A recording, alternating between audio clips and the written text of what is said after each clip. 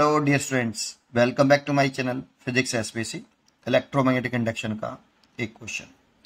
A square loop of side 15 centimetre being moved toward the right at a constant speed 2 centimetre per second as on the figure. The front edge of enter the 50 centimetre wide magnetic field at t बराबर 0। The value of induced EMF in the loop at 10 second will be. ठीक है, तो देखो इसका कुछ नाम डाल लेते हैं। यहाँ पे P डाल लेते हैं, यहाँ Q और ये R और ये S। इसकी स्पीड है 2 सेंटीमीटर पर सेकेंड और 10 सेकेंड में ये कितना एंटर कर जाएगा पहले वो देखते हैं। यहाँ पर t बराबर 0 है। ठीक है, तो स्पीड इज इक्वल टू होता है डिस्टेंस अपॉन टाइम। तो मान लो x एंटर कर गया और टाइम है 10 सेकेंड। 10 सेकेंड में ये लूप कितना एंटर कर जाएगा वो देखते हैं। तो x की वैल्यू आ जाएगी, v की वैल्यू रखी कितनी, 2 सेंटीमीटर पर second into 10, that means 20 centimetre. कितना, 20 सेंटीमीटर अंदर एंटर कर जाएगा 10 सेकेंड में।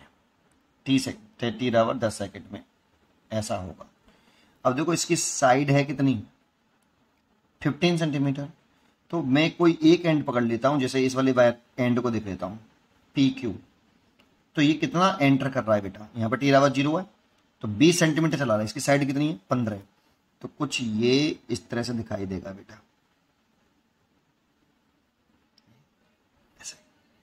ये यहां से 20 सेंटीमीटर हो जाएगी इसकी, तो ये 20 सेंटीमीटर हो जाएगी। ये लिख दिया मैंने 20 सेंटीमीटर। और ये कितनी थी बेटा, 15 सेंटीमीटर। मतलब ये P वाला जो एंड है वो कितना चल लिया है बेटा, एक एंड को देख लो। ये वाला एंड P कितना पॉइंट चल लिया, 20 सेंटीमीटर चल लिया 10 सेकेंड में। ठीक है, तो 10 सेकंड पर ये पोजीशन है इसकी, t बराबर 10 सेकंड। तो बताओ इधर की तरफ कितनी डिस्टेंस बची है अभी। तो ये 20 चल लिया, ये 50 थी, तो इधर की तरफ काफी स्पेस है, 30 सेंटीमीटर स्पेस है।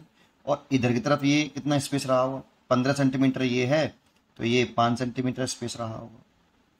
दैट मीन्स जब ये इस पोजीशन से, जरा समझो, जब ये इस पोजीशन से t बराबर 0 से ही अंदर आया हुआ एग्जैक्ट ऐसे, तो इधर से 5 बची होगी ऐसे। ये वाली 20 थी पूरी, ये 20 सेंटीमीटर, तो ये वाली जो है 15 सेंटीमीटर रही होगी। ये इतना अंदर आया होगा जब ऐसे, ये PQRS। तो यहां से यहां तक, इस पोजीशन से इस पोजीशन तक तो फ्लक्स बढ़ा होगा बेटा, फ्लक्स इंक्रीज हो रहा होगा। लेकिन सेकंड पोजीशन से थर्ड पोजीशन तक, ये तो फर्स्ट पोजीशन से सेकंड पोजीशन तक तो फ्लक्स इंक्रीज हो रहा है। जब फ्लक्स में चेंज आ रहा है तो इंड्यूस्ड ईएमएफ डेवलप होगा, इंड्यूस्ड करंट भी डेवलप होगी। लेकिन सेकंड पोजीशन से थर्ड पोजीशन तक जब पहुंचा होगा तो फ्लक्स कांस्टेंट हो गया होगा।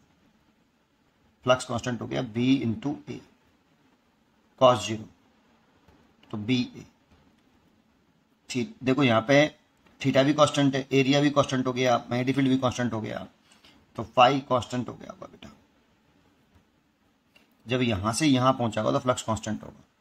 तो इस समय इस 10 सेकंड वाली लोकेशन पर, 10 सेकंड जब था उस समय उस लूप से लिंक करने वाला फ्लक्स कांस्टेंट है। तो according to Faraday law of electromagnetic induction minus के d∅/dt, अगर फाई कांस्टेंट है तो कांस्टेंट टर्म का डिफरेंशिएशन 0 होता है, तो इंडिविजुअल 0 होगा। आपको फर्स्ट फैराडे का फर्स्ट लॉ आता है, तो उसके अकॉर्डिंग बोला जाता है जब किसी लूप से लिंक करने वाला मैग्नेटिक फ्लक्स में अगर चेंज आता है तब उस लूप से में एक इंड्यूस्ड डेवलप होता है, और ये तब तक रहता है जब तक फ्लक्स में चेंज आता रहता है। तो बेटा फ्लक्स में तो चेंज आ नहीं रहा, फ्लक्स लिंक जरूर कर रहा है लेकिन कांस्टेंट है बेटा, इंड्यूस्ड 0। सी चॉइस निकालने की कुछ जरूरत ही नहीं है, पढ़ते रहिए और खोज रहिए।